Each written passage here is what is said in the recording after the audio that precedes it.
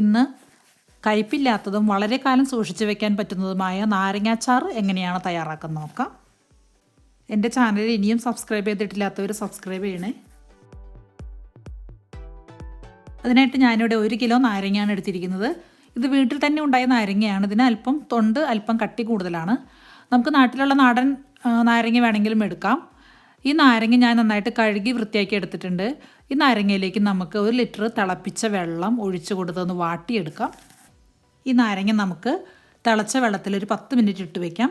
നന്നായി വാടി കിട്ടുന്നതിന് വേണ്ടിയിട്ടും ഇതിൻ്റെ തൊണ്ട് സോഫ്റ്റ് ആകുന്നതിന് വേണ്ടിയിട്ടാണ്. നമ്മൾ അച്ചാർ ഉണ്ടാക്കി കഴിഞ്ഞാൽ ഇങ്ങനെ ചെയ്ത് കഴിഞ്ഞാൽ അച്ചാർ പൂത്തു പോകാതിരിക്കും. പിന്നെ നമുക്ക് കുറേ കാലം സൂക്ഷിച്ച് വെക്കാനൊക്കെ പറ്റും.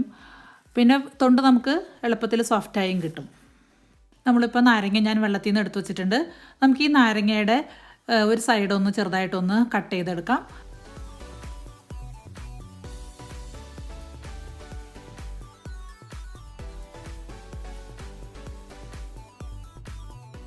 ഇതുപോലെ എല്ലാ സൈഡും ഒന്ന് കട്ട് ചെയ്തെടുക്കണം.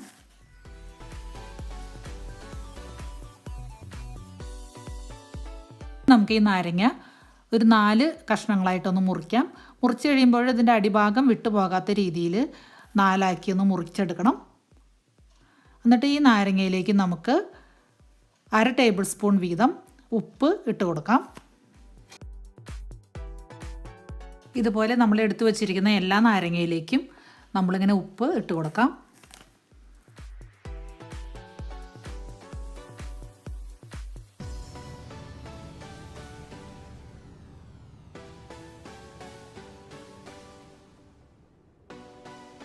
ഇപ്പോൾ ഞാൻ എല്ലാ നാരങ്ങയും ഉപ്പിട്ട് ഇങ്ങനെ റെഡിയാക്കി വെച്ചിട്ടുണ്ട്. ഇനി നമുക്കിതൊരു ഗ്ലാസിൻ്റെ ഒരു കുപ്പിയിലേക്ക് നമുക്കിത് ഇറക്കി വയ്ക്കാം. നമ്മൾ ഉപയോഗിക്കുമ്പോൾ ചില്ലിൻ്റെ കുപ്പി ഉപയോഗിക്കാൻ ശ്രദ്ധിക്കുക. പിന്നെ ഈ കുപ്പി എപ്പോഴും വെയിലത്ത് വെച്ച് കഴുകി ഉണക്കി എടുക്കണം. ഒട്ടും തന്നെ വെള്ളത്തിൻ്റെ അംശം ഉണ്ടാവരുത്. ഈ കുപ്പിയിലേക്ക് നമുക്ക് ഓരോന്നായിട്ട് ഇത് ഇറക്കി വയ്ക്കാം. ഒരിക്കലും പ്ലാസ്റ്റിക്കിൻ്റെ കുപ്പി ഉപയോഗിക്കരുത്. കാരണം നമ്മളിത് ഉപ്പിട്ട് സൂക്ഷിച്ച് വെക്കുകയാണ്. 1 മാസം നമ്മളിതിങ്ങനെ സൂക്ഷിച്ച് വെക്കണം. അല്ലെങ്കിൽ മിനിമം 3 ആഴ്ചയെങ്കിലും സൂക്ഷിച്ച് വെക്കണം. ഞാനിവിടെ 1 മാസത്തോളം സൂക്ഷിച്ച് വെച്ചിട്ടുണ്ടായിരുന്നു. ഇനി നമുക്കിതിൻ്റെ മുകളിലേക്ക് കുറച്ച് ഉപ്പും കൂടി ഇട്ട് കൊടുത്തിട്ട് ഈ കുപ്പി അടച്ച് നമുക്ക് എടുത്തു വയ്ക്കാം. അത് ഫ്രിഡ്ജിലൊന്നും വെക്കേണ്ട, പുറത്ത് എവിടെയെങ്കിലും നമ്മൾ എടുത്തു വയ്ക്കുക. 1 മാസത്തിന് ശേഷം നമുക്കിത് എടുത്ത് നോക്കാം.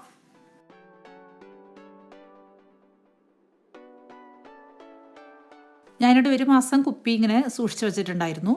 1 മാസത്തിന് ശേഷം നമ്മുടെ നാരങ്ങ റെഡി ആയിട്ടുണ്ട്. അപ്പോൾ ഇങ്ങനെ ഈ കളറിലായിട്ട് മാറിയിട്ടുണ്ടാകും. നമ്മുടെ നാട്ടിലുള്ള നാരങ്ങയാണെങ്കിൽ ഇതിലും പെട്ടെന്ന് തന്നെ ശരിയാകും. കാരണം ഈ നാരങ്ങയുടെ തൊണ്ടിന് അല്പം കട്ടി കൂടുതലാണ്. അപ്പോൾ അതുകൊണ്ട് 1 മാസം ഞാൻ വെച്ചിട്ടുണ്ടായിരുന്നു. ഇനി നമുക്കിത് ഒരു ബൗളിലേക്ക് മാറ്റാം. ഈ ബൗളും നന്നായിട്ട് കഴുകി തുടച്ച വെള്ളത്തിൻ്റെ അംശമില്ലാതെ ഉള്ള ബൗളായിരിക്കണം, ഒരു പാത്രമായിരിക്കണം. ഈ പാത്രത്തിലേക്ക് നമുക്കിത് ഇട്ട് കൊടുക്കാം.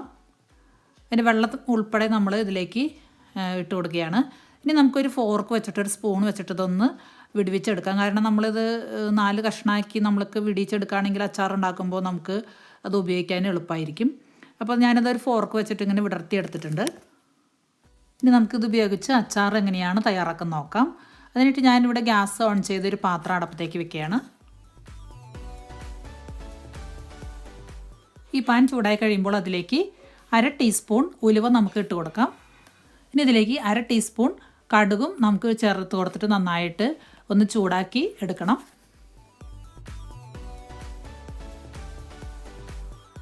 ഒരു 2 മിനിറ്റ് കഴിയുമ്പോൾ ഇതൊന്ന് ചെറുതായിട്ട് കടുകും ഉലുവയും ഒന്ന് പൊട്ടി തുടങ്ങും. അപ്പോൾ നമുക്ക് ഇത് അടപ്പത്തുനിന്ന് മാറ്റിയിട്ട് നമുക്കൊന്ന് പൊടിച്ചെടുക്കണം.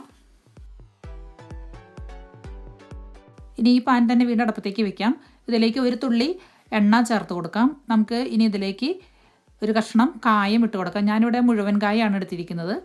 അപ്പോൾ ഈ കായം ചെറുതായിട്ടൊന്ന് ഞാനൊന്ന് പൊട്ടിച്ചിട്ട് ഇടുകയാണ്. ഇവിടെ ഈ LG കായാണ് ഞാനിവിടെ ഉപയോഗിക്കുന്നത്. ഇത് ചെറുതായിട്ടൊന്ന് പൊട്ടിച്ചെടുത്തിട്ട് നമുക്ക് ഈ എണ്ണയിലേക്ക് ഇട്ട് കൊടുത്ത് ഒന്ന് വറുത്തെടുക്കണം.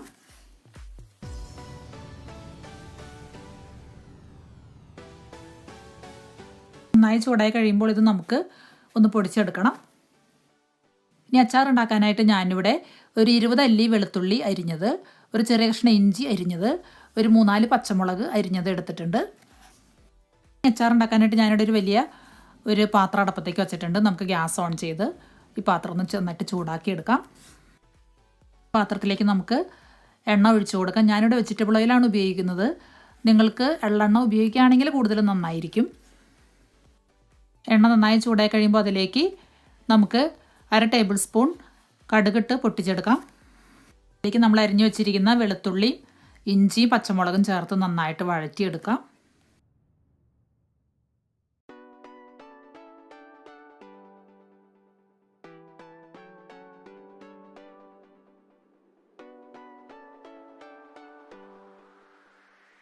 ഒരു ചെറിയ ബ്രൗൺ നിറാകുന്നത് വരെ നന്നായിട്ട് വഴറ്റിയെടുക്കണം.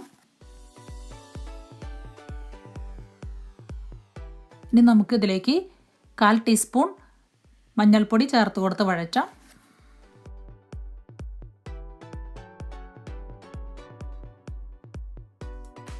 ഇനി ഇതിലേക്ക് നമുക്ക് 4 ടേബിൾ സ്പൂൺ കാശ്മീരി മുളക് പൊടി ചേർത്ത് കൊടുത്ത് നന്നായിട്ട് വഴറ്റാം. അപ്പോൾ നിങ്ങൾ എരിവൊക്കെ നിങ്ങളുടെ ഇഷ്ടത്തിനനുസരിച്ച് കൂട്ടുകയോ കുറയ്ക്കുകയോ ചെയ്യാം. ഞാനിവിടെ 4 ടേബിൾ സ്പൂൺ മുളക് പൊടിയാണ് ചേർത്തത്. നന്നായിട്ട് വഴറ്റി യോജിപ്പിച്ചെടുക്കാം.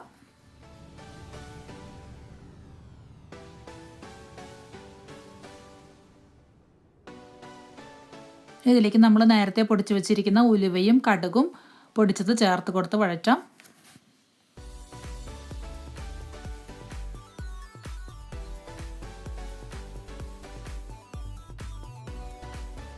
ഇനി നമ്മൾ വറുത്ത് പൊടിച്ച് വെച്ചിരിക്കുന്ന കായത്തിൻ്റെ പൊടിയും ചേർത്ത് കൊടുത്ത് വഴറ്റി നന്നായിട്ട് യോജിപ്പിച്ചെടുക്കണം.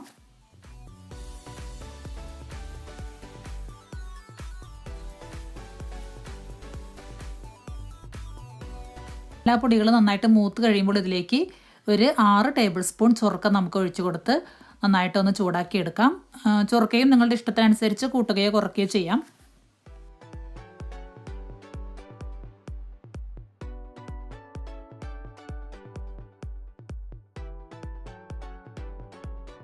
ഇനി നമുക്ക് നാരങ്ങ ചേർത്ത് കൊടുക്കാം.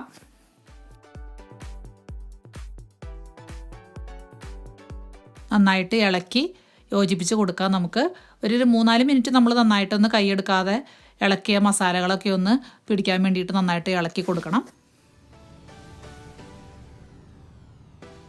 അച്ചാറിലെ ഗ്രേവിക്ക് വേണ്ടിയിട്ട് ഞാനിവിടെ 1/2 ഗ്ലാസ് തിളപ്പിച്ച വെള്ളം ഒഴിച്ചു കൊടുക്കുകയാണ്. ഈ വെള്ളം കൂടി ചേർത്ത് നമുക്ക് നന്നായിട്ടൊന്ന് മിക്സ് ചെയ്താൽ നല്ല ഗ്രേവി കിട്ടും. നിങ്ങൾക്ക് ഗ്രേവി വേണ്ടെന്നുണ്ടെങ്കിൽ അങ്ങനെ ചെയ്യേണ്ട ആവശ്യമില്ല.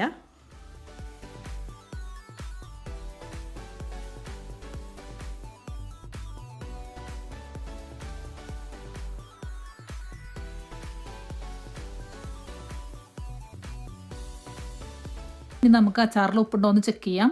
ഉപ്പില്ലെങ്കിൽ നമുക്ക് വീണ്ടും ഉപ്പ് ചേർത്ത് കൊടുത്ത് വഴറ്റാം. നമ്മൾ ഉപ്പിലിട്ട് വെച്ച നാരങ്ങ ആയതുകൊണ്ട് ഇതിന് ആവശ്യത്തിന് ഉപ്പുണ്ടാവും. നമുക്ക് കുറവുള്ള ഉപ്പ് മാത്രം അഡീഷണലായിട്ട് ചേർത്താൽ മതി.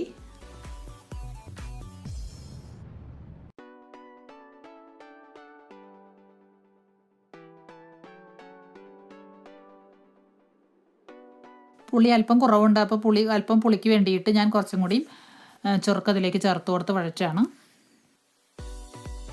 ഈ ചൊറുക്ക ഒഴിച്ചതും കൂടി തിളച്ച് കഴിയുമ്പോൾ നമുക്ക് ഗ്യാസ് ഓഫ് ചെയ്യാം. ഇപ്പോൾ നമ്മുടെ സ്വാദിഷ്ടമായ നാരങ്ങ അച്ചാർ റെഡിയായി കഴിഞ്ഞു. ഇതിനൊട്ടും തന്നെ പുളിയോ കയ്പോ ഒട്ടും ഇല്ലാത്ത അച്ചാറാണ്. ഇത് എത്ര കാലം വേണമെങ്കിലും നമുക്ക് സൂക്ഷിച്ച് വെക്കാൻ സാധിക്കും. ഇത് ഫ്രിഡ്ജിലൊന്നും വെക്കേണ്ട ആവശ്യമില്ല. പിന്നെ നമ്മൾ അച്ചാറിട്ട് അപ്പോൾ തന്നെ നമുക്കിത് ഉപയോഗിക്കാനും പറ്റും. നിങ്ങളെല്ലാവരും ട്രൈ ചെയ്ത് നോക്കണം.